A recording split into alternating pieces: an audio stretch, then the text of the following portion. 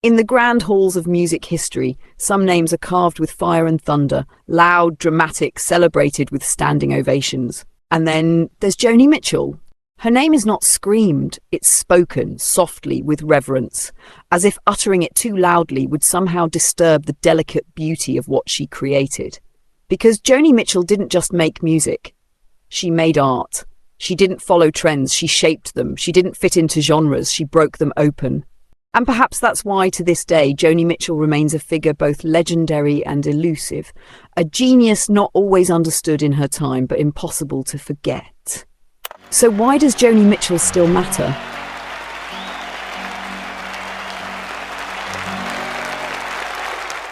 She was born Roberta Joan Anderson on November 7, 1943, in the wind-blown quiet of Fort Macleod, Alberta. A prairie child, shaped not by cities or concrete, but by horizon lines that stretched forever, by long silences, by solitude, and by sky. The Canadian prairies are not loud. They do not shout. They whisper. They teach you to listen, to sit still, to notice the shifting colours of the wind, the changing language of the clouds. And Joni, young Joni, listened.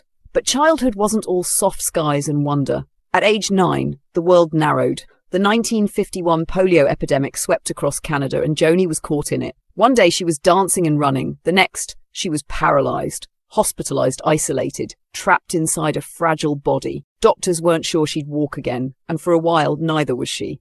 Alone in a hospital ward, surrounded by other children struggling to breathe, Joni began to build inner worlds. Worlds made of stories, of colours, of songs not yet written. She would sing to the other kids, she would draw, she would imagine herself somewhere else, somewhere freer. And without knowing it, she was planting seeds. Seeds of empathy, of resilience, of artistry born not from ease, but from survival.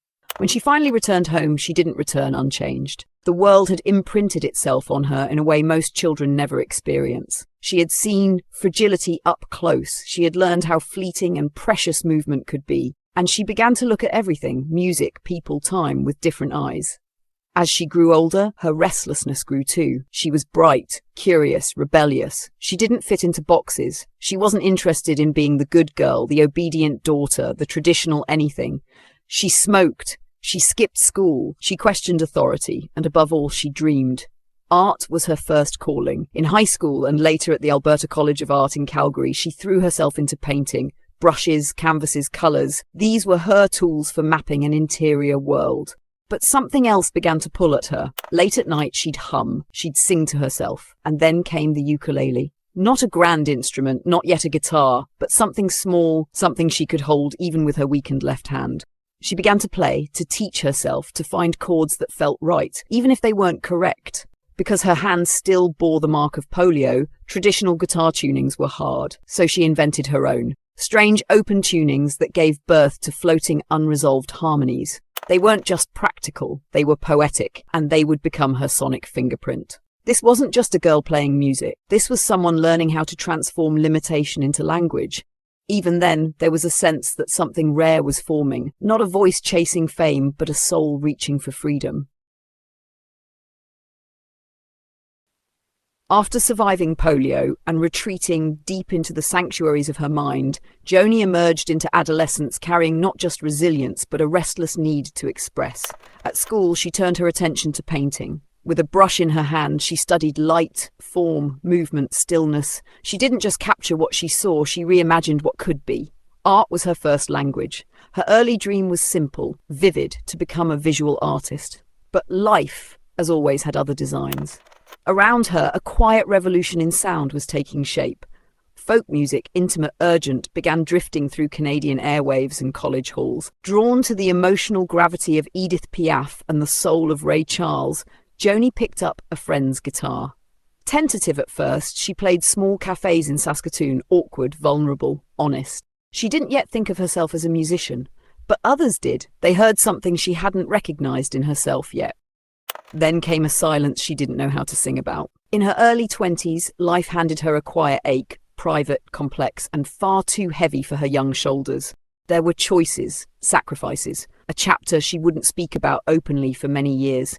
But even in that quiet grief, something awakened. The sorrow didn't close her. It cracked her open. She began to write, not to be heard, but to feel less alone. She poured herself into lyrics, into fragile melodies, into metaphors that said more in silence than in sound. Each song a whisper, a reckoning, a healing. This wasn't ambition, it was survival. And from that survival, her voice, clear, poetic, unmistakable, was born. By the early 1970s, Joni Mitchell was no longer the best-kept secret in Laurel Canyon. She was the standard. But her rise hadn't been loud. There was no overnight sensation, no breakout single dominating the airwaves, just quiet momentum, built one song, one room, one soul at a time. A tape passed from hand to hand, a voice heard at a small gathering that left the whole room still, a lyric that stayed with people long after the music ended. Musicians began showing up just to listen, not out of courtesy, out of awe. Her melodies didn't follow rules. They bent and swayed like weather, unpredictable but deeply human. Her lyrics cut through pretense. There was no armor, no performance, only truth. Soon the whispers turned to reverence, and reverence turned to recognition. Bob Dylan heard. Leonard Cohen took notice. David Crosby spoke of her with disbelief. Even those who were once the undisputed voices of their generation now saw something shifting. She didn't crash into the scene. She reshaped its gravity. The songwriting circles she once humbly entered had begun to orbit around her. Bob Dylan, once the untouchable poet laureate of the folk generation, now had a peer whose lyricism rivaled his mystique, line for line. James Taylor, the golden boy of confessional songwriting, found his own emotional depths mirrored and sometimes eclipsed by Joni's piercing honesty. Leonard Cohen, a fellow Canadian and master of subtle devastation, called her a great painter who uses music. Even Neil Young, a fellow Prairie soul with a pen full of fire, admitted, Joni could write circles around anyone. She wasn't just admired, she was feared, because Joni Mitchell wasn't playing the game. She was rewriting its language, note by note, line by line. And then came Blue. Released in 1971, it wasn't just an album, it was a revelation. From the opening rush of All I Want to the closing ache of The Last Time I Saw Richard, Joni stripped everything down, musically, emotionally, spiritually. There was nothing to hide behind. No elaborate arrangements, no clever metaphors to soften the blow. Blue was raw, unprotected, almost too intimate to bear. She sang about giving up her daughter, about losing love, about drifting through Europe alone, carrying pieces of her broken heart from one unfamiliar city to the next. It was, quite literally, her blood on the page. In A Case of You, she sketched the anatomy of devotion with such quiet precision that it still leaves listeners breathless 5 decades later. She wrote it alone in a small house in Laurel Canyon while the world spun on noisily outside. But what she created didn't just move people, it changed them. Critics didn't know what to make of it. Some called it too soft, too feminine, too sad. But those who listened without fear, who really heard it, knew they were witnessing something sacred. Not just a great album, but a new way of being an artist, and the ripples came quickly. Carole King, fresh off the runaway success of Tapestry, praised Blue as one of the most profound albums she'd ever heard. David Crosby admitted she's as good a poet as Bob Dylan, maybe better. Even Prince, who would later cite Blue as a foundational influence, said it made him want to be more honest in his own music. The album didn't explode with radio hits. It didn't conquer the charts overnight, but it sank deep into hearts, into the DNA of modern songwriting. And over time, Blue became untouchable, canonized, a quiet, permanent monument to the cost of vulnerability. But what the world didn't see, couldn't see, was the weight that kind of honesty left behind. After Blue, Joni felt exposed. I felt like a cellophane wrapper on a pack of cigarettes, she said. She had laid herself bare, with hardly a dishonest note in the entire record. And for a moment she considered walking away from it all. But Joni Mitchell wasn't built to retreat. She was built to evolve. The industry wanted another Blue, another raw confession, another open wound. Instead, she gave them For the Roses. An album that questioned fame itself, that deconstructed the illusion of glamour, that turned the spotlight around and asked, was it ever worth it? She was still turning inward, but now with sharper tools, with more skepticism, more control. The emotional fire of Blue had scorched the field. Now she would begin building something far more ambitious. By the mid-1970s, Joni Mitchell could have played it safe. She could have written 10 more versions of Blue. She could have kept singing about heartbreak with an acoustic guitar and a gentle piano, and the world would have loved her for it. But that's not who Joni Mitchell was. She had no interest in repeating herself, no patience for comfort zones. In 1974, she released Court and Spark, a dazzling hybrid of folk, pop and jazz. It was her most commercially successful album to date. Hits like Help Me and Free Man in Paris climbed the charts. The production was sleek, the melodies smooth, but beneath the surface a transformation was taking root. Joni had begun listening to jazz obsessively. Miles Davis, Charles Mingus, Lambert, Hendrix and Ross. She was falling in love with the language of complexity, with improvisation, syncopation, abstraction, and so she went deeper. The Hissing of Summer Lawns, 1975, was the turning point. It abandoned folk simplicity for layered textures and experimental rhythms. The lyrics grew denser, more symbolic. The songs like Edith and the Kingpin or Harry's House were portraits, not confessions. Critics didn't know what to make of it. Some called it cold, others pretentious. But Joni didn't flinch. She kept going, further, wilder. Then came Hejira, 1976, a record of motion, distance and alienation. Written largely on the road, it felt like a sonic diary from liminal spaces. Highways, hotel rooms, long drives through the desert night. The bass lines played by the great Jaco Pastorius floated like ghosts beneath her melodies.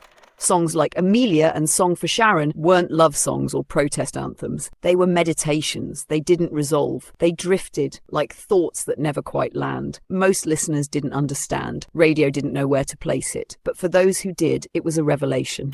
By now, Joni had stepped fully outside the boundaries of the female singer-songwriter. She was no longer just telling stories, she was building sonic architecture. And then came the boldest move yet, her collaboration with Charles Mingus. Yes, that Mingus, a titan of avant-garde jazz, one of the most brilliant, volatile musicians of the 20th century. Mingus was dying of ALS, but he reached out to Joni. He wanted her, not for her lyrics or softness, but for her vision. Together they worked on what would become Mingus, 1979, a strange, shifting tribute that blurred every line, between jazz and poetry, structure and chaos, death and transcendence. It was met with confusion. Some called it indulgent, others dismissed it entirely.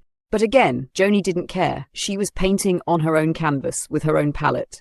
And here's the thing, while her male peers, Dylan, Neil Young, even Bowie, were praised for reinvention and artistic risk, Joni was often punished for the same choices. Her experiments were met with skepticism, her ambition framed as arrogance, her genius downplayed as eccentricity. But she kept going, kept creating, kept evolving. Because for Joni Mitchell, art was not about approval. It was about truth, even if it meant walking alone. In hindsight, her jazz era is not a detour. It's the very heart of her legacy. It's where she stopped performing for the world and started composing for the universe. It's where the girl with the guitar became a composer of chaos, a cartographer of the human condition. And like all visionaries, she was misunderstood until the world caught up. As the 1980s dawned, music began to shimmer with new polish. Synthesizers, drum machines, and MTV changed everything. Image became as important as sound. Pop stars became brands. But Joni Mitchell didn't want to play that game. She had spent the 70s building her own universe of poetry, of dissonance, of freedom. Now the world around her felt shallow, commercial, loud in all the wrong ways. And so Joni vanished, not completely, not instantly, but gradually, like a shadow pulling back from the spotlight. Not because she was irrelevant, but because she refused to compromise. In 1982, she released Wild Things Run Fast. It was cleaner, poppier, more accessible. She experimented with 80s sounds, electric drums, glossy production. But make no mistake, Joni still wrote like Joni. The lyrics were sharp, observational, layered. Even in a more commercial shell, she didn't abandon her core. She toured the album, played stadiums, briefly stepping into the world she had once resisted. But it didn't last. It couldn't, because you can't cage a wild thing. The rest of the 80s saw albums like Dog Eat Dog and Chalkmark in a Rainstorm, projects brimming with political anger, social commentary, and technological experimentation. She was railing against the rise of consumerism, the erosion of humanity, the commodification of art. But again, the world wasn't ready. Critics were confused. Audiences were shrinking. Her music no longer fit the mold of what people expected from Joni Mitchell, and she wasn't about to explain herself. She never did. By the 1990s, she'd become almost mythic, a reclusive genius, living in California, painting more than performing. Her albums like Night Ride Home and Turbulent Indigo were deeply introspective, understated, and hauntingly beautiful. She was no longer chasing trends, she was sculpting sound like oil on canvas, slowly, carefully. And in 1994, Turbulent Indigo won her a Grammy, not for sales, not for radio hits, but for artistic excellence. It was the world's quiet way of saying, we're sorry, we didn't understand before. Now we do. And here's what's wild. During this time, while the public largely moved on, musicians didn't. The next generation was watching, listening, learning. Prince called her one of the greatest songwriters of all time. Bjork said Joni gave her permission to be different. Tori Amos, Fiona Apple, Tom York, Taylor Swift all cite Joni as an influence. Even Kanye West once referenced her tunings. Joni Mitchell had become what she was always meant to be, an artist's artist. A North Star, a name spoken in reverence. She didn't chase relevance. She didn't seek applause. She just kept creating on her own terms. And in doing so, she became something rarer than fame. She became essential. And then she disappeared, not with a bang, but with a hush. By the 2000s, Joni Mitchell had grown tired. Tired of the industry, tired of being misunderstood, tired of screaming into a void that once worshipped her and now barely whispered back. She released Taming the Tiger in 1998, followed by Both Sides Now in 2000, a sweeping orchestral reimagining of her classics. Then Travelogue, her own retrospective swan song. And then silence. The music stopped. She said she was done. She retreated to her home in British Columbia, surrounded by her art, her thoughts, and the quiet. She painted. She smoked. She aged, gracefully and stubbornly. Occasionally, she'd speak, often with the sharp edge of someone who'd seen too much, known too much, been let down by too many. But mostly she was gone, and then came the storm. In 2015, Joni Mitchell suffered a near-fatal brain aneurysm. She collapsed in her home, rushed to the hospital in a coma, unable to speak. Doctors weren't sure if she'd ever walk again, let alone play music. For most artists, that might have been the end. But this is Joni Mitchell we're talking about. The girl who beat polio, the woman who bent genres to her will, the artist who refused to be anything but herself. She fought hard. Years passed. Rehabilitation, silence, rumours, and then, quietly, hope. Whispers of her singing again with friends, of picking up the guitar, of playing with Brandi Carlile, of laughter returning to her voice. And in 2022, the impossible happened. Joni Mitchell walked onto the stage at the Newport Folk Festival for the first time in over 2 decades, surrounded by artists she'd inspired, backed by a band of admirers and believers. She sat regal and radiant in a throne-like chair, and she sang, not just any song, she sang Both Sides Now, with a voice older, raspier, but drenched in lived experience, her phrasing slower, her pauses heavier. Every word a lifetime. The audience wept, musicians wept, the world wept, because this wasn't just a performance, it was a resurrection, not of a pop star, not of a nostalgia act, but of an artist, returning to her people, not to be adored, but to remind them what art can mean. In that moment, Joni Mitchell became something sacred. A living legend, a survivor, a phoenix draped in blue. And when the song ended and the crowd rose to their feet, roaring in disbelief and awe, she smiled, quietly, as if to say, I told you I wasn't done. Joni Mitchell never asked to be followed, but here we are, decades later, still tracing her footsteps across the landscape of music, poetry, and art. Her influence doesn't always announce itself with drums or distortion. It whispers in tunings borrowed, in lyrics unpacked, in voices that tremble with honesty, but sometimes it roars. Bjork studied her structures, her sonic fearlessness, her refusal to ever settle. Taylor Swift described Blue as a blueprint for emotional transparency. Annie Lennox, Tom York, Lorde, Brandi Carlile, Harry Styles, Sufjan Stevens, Phoebe Bridgers, Hozier, they don't just cite her. They revere her. They speak of Joni Mitchell as if speaking of a high priestess, a guiding spirit of the craft. Joni Mitchell didn't create a scene. She seeded a forest. Her open tunings are now standard language in the vocabulary of indie folk and singer-songwriters. Her lyrical precision, half confessional, half celestial, is echoed in thousands of verses written by those who came after. She taught us that vulnerability isn't weakness, that storytelling isn't linear, that music doesn't have to obey form, that art can be a diary, a protest, a confession, a dream, all at once. And perhaps that's why her legacy persists, not just in what she made, but how she made it, with no compromise, no calculation, only truth. Her legacy isn't limited to genre. It touches jazz, folk, pop, rock, ambient, even hip-hop, where her melodies have been sampled by Kanye West and others. She's not just a chapter in music history, she's a thread running through it. Joni Mitchell's legacy can't be measured in charts or trophies. It exists in quieter places, in notebooks, in bedrooms, in moments where someone dares to sing the truth, even if their voice shakes. She didn't build an empire. She left a trail. And for those willing to walk it, there's a kind of freedom waiting at the end. Because she showed us, art is not about being perfect, it's about being real.